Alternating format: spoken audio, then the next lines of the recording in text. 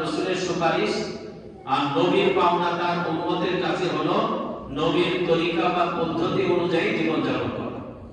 আমি যদি নবীর পাওনা পরিশোধ করি, নবীর তরিকা অনুযায়ী জীবনযাপন করি, আমি উম্মত হিসাবে রাসূলের কাছে দাবিদার এবং আমার পাওনা রয়েছে, রাসূল আমাদের জন্য সুপারিশ করবে।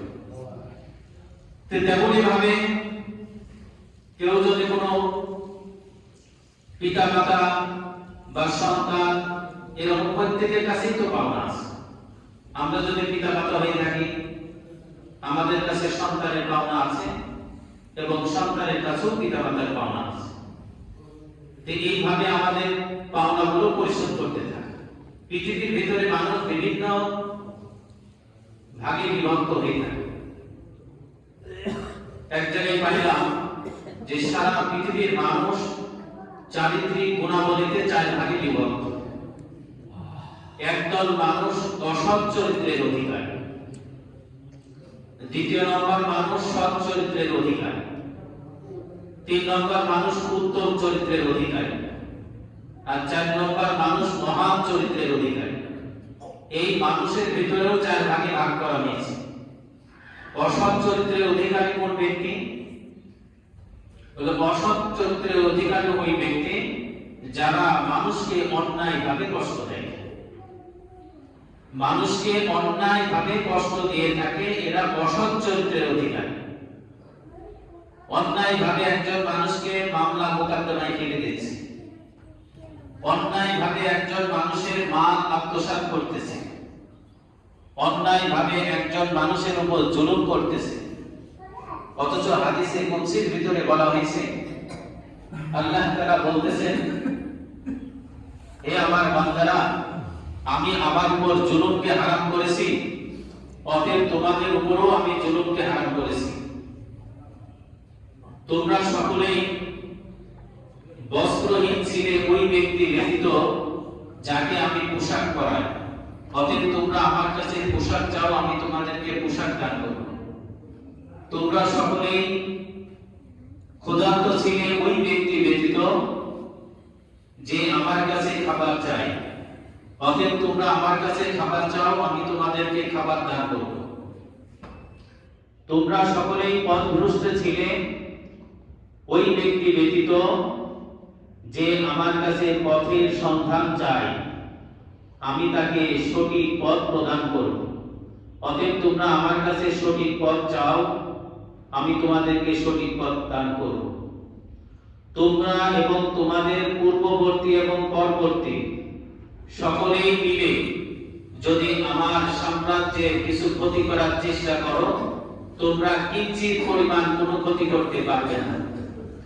তোমরা এবং তোমাদের পূর্ববর্তী এবং পরবর্তী সকলেই মিলে যদি আমার রাজ্যের কিছু বাড়ানোর চেষ্টা করো, কখনোই বাড়াতে পারবে না। এবং ওই হাদিসের কুদসির ভিতরে এটা বলা হয়েছে, তোমরা এবং কিয়ামত পর্যন্ত যারা আসবে এবং তোমাদের থেকে নিয়ে পিছনের দিকে যারা চলে গেছে, সকলেই যদি উন্মুক্ত খোলা আকাশের ভিতরে বের হয়ে যাও আর তোমাদের প্রত্যেকের দিলের চাহিদা অনুযায়ী আমি আল্লাহ তাআলার কাছে চাইতে থাকো আর আমি আল্লাহ তাআলা যদি দিতেই থাকি, তে আমি যতই দিব তোমাদের চাহিদা অনুযায়ী, তোমাদের চাহিদা অনুযায়ী আমি আল্লাহ তাআলার মহা ভান্ডার থেকে ওই পরিমাণও শেষ হবে না, যেমন একটা মহা সমুদ্রের ভিতরে সূর্য ডুবালে তার মাথায় যতটুকু পানি ওঠে।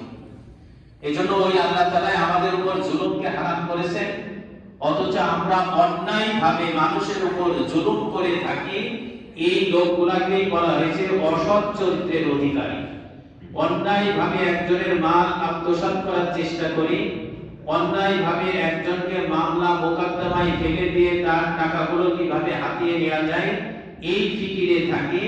এই লোকগুলাকেই বলা হয়েছে অসৎ চরিত্রের অধিকারী। 2 নম্বরে বলা হয়েছে সৎ চরিত্রের অধিকারী। বলে সৎ চরিত্রের অধিকারী ওই সমস্ত ব্যক্তি যারা ন্যায়সঙ্গত প্রতিশোধ নেয়। শরীয়তে প্রতিশোধের কথা বলা হয়েছে, তার প্রতিশোধ হয় ন্যায়সঙ্গত। তার মানে তার প্রতিশোধের ভিতরে সীমা অতিক্রম করে না। এটা উদাহরণ দিলে বুঝে আসবে। যেমন কোন ব্যক্তি কারোর কাছ থেকে ৫,০০০ টাকা নিয়েছে, সেই টাকা নিয়ে দিতে চায় না, এইরকম ব্যক্তি কি সমাজে নাই? অনেক আছে। আছে মানে অনেক আছে। দোকানদার ভাইরা ভালোই এটা জানে সমাজের মানুষ কেমন, কোন শ্রেণীর মানুষ, তার চরিত্র কেমন, লেনদেন কেমন, মহামেলাত কেমন, এটা দোকানদার ভাইরা অনেকেই জানে। একটা গ্রামে বসবাস করতে হলে, একটা বাজারে বসবাস করতে হলে যখন লেনদেন হয় তার আখলাকিয়াত সম্পর্কে জানা যায়। এরকম কোন এক ব্যক্তি ৫,০০০ টাকা কোন ব্যক্তির কাছে কর্জ নিয়েছেন, এই ব্যক্তি দেয় না, দিতেছেই না। যিনি পান তিনি সুযোগ বুঝে ওই ব্যক্তির একটা ছাগল বিক্রয় করে দিয়েছেন, তার কাছ থেকে নিয়ে বাড়ি থেকে আরো লোকজন নিয়ে গেছে। বিক্রয় করে দেওয়ার পরে ২০,০০০ টাকায় বিক্রয় হয়েছে। ওই ব্যক্তি সবগুলোই যদি নিয়ে যায় তাহলে ওই ব্যক্তি কিন্তু অসৎ চরিত্রের অধিকারী ব্যক্তির ভিতরে গণ্য হয়ে যায়। আর ওই ব্যক্তি তার কাছে ৫,০০০ টাকা পায়, সে বিক্রয় করে ৫,০০০ টাকা পকেটে নিয়েছেন, ১৫,০০০ টাকা ওই ব্যক্তিকে দিয়ে বাড়ি চলে আসছে। এই ব্যক্তি হলো ন্যায়সঙ্গত প্রতিশোধ নিয়েছেন। এই ব্যক্তি সৎ ব্যক্তি, তার যতটুকু পাওনা ছিল এই পাওনাটুকুই দিয়েছেন, অতিরিক্ত কোনো টাকা নেন নাই। বলে এই ব্যক্তি ন্যায়সঙ্গত ব্যক্তি, সে যে প্রতিশোধ দিয়েছেন তার সঠিক ইনসাফ অনুযায়ী প্রতিশোধ দিয়েছেন, এই ব্যক্তিকেই সৎ শ্রেণীর ব্যক্তি বলা হয়। দ্বিতীয় ওই ব্যক্তি যাকে উত্তম চরিত্রের অধিকারী বলা হয়েছে। বলে এরা সমাজের ওই সমস্ত ব্যক্তি যাদেরকে কষ্ট দিলে ওই ব্যক্তিরা মাফ করে দেন, কোন প্রকার প্রতিশোধ নেন না। এই ব্যক্তিরা কি করে? মাফ করে দেন। এরা উত্তম ব্যক্তি। এবং এক হাদিসের ভিতরে বলা হয়েছে, আল্লাহ রাসূল সাল্লাল্লাহু আলাইহি ওয়াসাল্লামের কাছে যে এক সাহাবা বলতেছে, ইয়া রাসূলুল্লাহ, আমার একটা কাপড়ের দোকান আছে, তো এই দোকানে একজন কর্মচারী রেখেছি, সে আমি যখন থাকি না তখন সে উল্টাপাল্টা করে, হয়তো কিছু টাকা পয়সা চুরি করে বা অন্য কিছু করে বা উল্টাপাল্টা করে ফেলে কাপড়ের ভিতরে। আমি তাকে বকাঝকা করি বা মারধর করি, শাস্তি দিই। আল্লাহ রাসূল বললেন, তোমার শাস্তির পরিমাণ যদি ওই অপরাধ থেকে কম হয় তাহলে তুমি ইহসানকারী ওই কর্মচারীর প্রতি তুমি দয়া করেছো। আর সে যতটুকু অপরাধ করেছে তার থেকে যদি তোমার বকাঝকা বা শাস্তির পরিমাণ বেশি হয়ে যায় তাহলে তুমি ওই ব্যক্তির উপরে জুলুম করেছো, কারণ কিয়ামতের ময়দানে জালিম হিসেবে উঠবে। এই জন্য কত সূক্ষ্মভাবে আমাদের চলতে হয়। তৃতীয় শ্রেণীর ব্যক্তি উত্তম চরিত্রের অধিকারী তাদেরকে বলা হলো যাদেরকে কষ্ট দিলে তারা মাফ করে দেবে। আর চতুর্থ শ্রেণীর ব্যক্তি, ৪ নম্বর শ্রেণীর ব্যক্তি, চারিত্রিক গুণাবলীতে তাদেরকে মহান চরিত্রের অধিকারী বলা হয়েছে।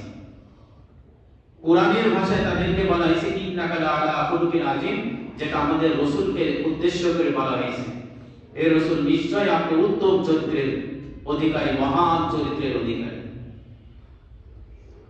তো এই ব্যক্তি কারা? তাদেরকে অন্যায়ভাবে কষ্ট দিলে বা তাদের দিলে কষ্ট দিলে তারা তো মাফ করেই দেন, সেই সাথে ওই ব্যক্তির আরো উপকার করে দেন। বলে অন্যায় করেছে ওই ব্যক্তি, তাকে তো মাফ করলোই করলো, সাথে সাথে সুযোগ পালে ওই ব্যক্তির উপকার করে দেন।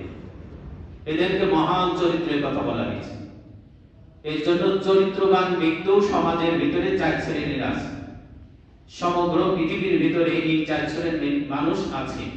এই জন্য আমাদের আখলাকিয়াত যদি সুন্দর হয়, আমাদের কাল কিয়ামতের ময়দানে এই উত্তম চরিত্রের অধিকারী ব্যক্তিদের আমলনামা অনেক ওজনদার হবে, ভারী হবে।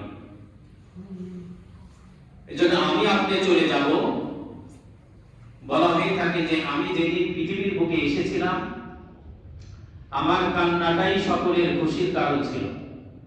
দেখবেন যতক্ষণ পর্যন্ত নবজাতক শিশু বাচ্চা ক্রন্দন না করে, ওই দাদির মুখে হাসি নাই, নানির মুখে হাসি নাই, দাদা নানা কারোর মুখে হাসি নাই, কারণ সকলেই বুঝে নেয় এই বাচ্চা অসুস্থ। কিন্তু যখন কান্নাকাটি করে ওঠে, সকলেই বুঝে ফেলে এই বাচ্চা সুস্থ, সকলের মুখে হাসি। তাহলে আমার জীবনের শুরুতে যখন আমি পৃথিবীর ভিতরে এসেছিলাম, আমার কান্নাটাই সকলের খুশির কারণ ছিল। আমার জীবনের পড়ন্ত বিকেলে শেষ সময় এসে যখন আমি দুনিয়ার বুক থেকে বিদায় হয়ে চলে যাব, তখন আমি হাসতে হাসতে চলে যাব, পৃথিবীর সকল মানুষ আমার জন্য চোখের পানি ফেলবে। এই কথাটুকুর ভেতরে আমাদের ওয়াজ হয়ে যায়, আমাদের নসিহত হয়ে যায় যে আমার জীবনের শেষ বেলায় এসে আমি হাসতে হাসতে চলে যাব, কিন্তু পৃথিবীর সমস্ত মানুষ আমার জন্য চোখের পানি ফেলবে। তো আজকের যে মূল আলোচনা ছিল, দ্বিতীয় খুতবার শুরু শেষের দিকে যে আয়াত পাঠ করা হয় তার এক দুইটা শব্দ নিয়ে কিছুটা আলোচনা হয়েছে। ইন্নাল্লাহা ইয়া'মুরু বিল আদলি ওয়াল ইহসান। আল্লাহ তাআলা আমাদের হুকুম করেছেন, নির্দেশ করেছেন ইহসানের প্রতি, আদলের প্রতি, ইনসাফের প্রতি। আর ইনসাফ মানে পাওনাদারের পাওনা পরিশোধ করে দেওয়া। আমি যদি স্বামী স্ত্রী হয়ে থাকি, স্বামীর পাওনা যেমন স্ত্রীর কাছে আছে, স্ত্রীর পাওনা স্বামীর কাছে আছে। আমি রাষ্ট্রনায়ক হয়ে থাকলে রাষ্ট্রপ্রধানের পাওনা যেমন প্রজাদের কাছে আছে, প্রজাদের পাওনা রাষ্ট্রপ্রধানের কাছে আছে। আমরা প্রত্যেকেই নিজ নিজ পাওনা পরিশোধ করে নিতে ব্যস্ত আছি, কিন্তু অন্যের পাওনা পরিশোধ করতে ব্যস্ত নাই। এই জন্য আমাদের সমাজ, দেশ, পৃথিবীতে অশান্তি রয়েছে। আল্লাহ তাআলা আমাদের সবাইকে নিজ নিজ পাওনা পরিশোধ করার তৌফিক দান